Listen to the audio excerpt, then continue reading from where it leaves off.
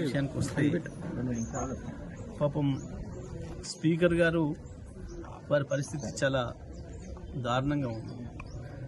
ఆయన ఆత్మసాక్షిగా పనిచేసే పరిస్థితులు లేడు, చట్ట ప్రకారం కూడా పనిచేసే పరిస్థితుల్లో లేడు. బహిరంగంగానే మా పార్టీ మారిన ఎమ్మెల్యేలు గతంలో కాంగ్రెస్ పార్టీ కార్యక్రమాలు పాల్గొన్నారు, పార్లమెంట్ ఎన్నికల్లో కాంగ్రెస్ పార్టీ కార్యక్రమాల్లో పాల్గొన్నారు. మేము అవన్నీ కూడా సబ్మిట్ చేసినాం.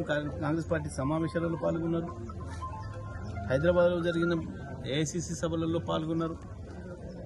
అన్నీ కూడా కాంగ్రెస్ జెండా వేసుకొని తిరుగుతున్నారు. అన్నీ సబ్మిట్ చేసిన దానికి కూడా స్పీకర్ గారికి కనపడలేదట. వాళ్ళు చాలా వికార్సైన చాలా బుద్ధి కలిగిన బీఆర్ఎస్ పార్టీ ఎమ్మెల్యేలుగానే తిరుగుతున్నారట, కేసీఆర్ శిష్యులుగా తిరుగుతున్నారట. మరి నిన్నివాళ గత వారం రోజులుగా ప్రతిరోజు మీడియాలో వస్తుంది, కనబడుతుంది. గద్వాల ఎమ్మెల్యే స్పష్టంగా కాంగ్రెస్ ర్యాలీలో పాల్గొని కాంగ్రెస్ అభ్యర్థులకు గెలిపించుకోవాలి మనం అని చెప్పి, జగిత్యాలనైతే స్పష్టంగా జీవన్ రెడ్డి గారు బహిరంగంగానే స్టేట్మెంట్ ఇచ్చిండు. మా 30 సీట్లు కాంగ్రెస్ పార్టీ సీట్ ఎట్లు ఇస్తావు నువ్వు, నేను ఎట్టి పరిస్థితుల్లో ఒప్పుకోను, 50 సీట్లు నాకు కావాలని ఆయన సంజయ్, డాక్టర్ సంజయ్ ఎమ్మెల్యే ఇంత స్పష్టంగా కనబడుతుంది. అయినా సరే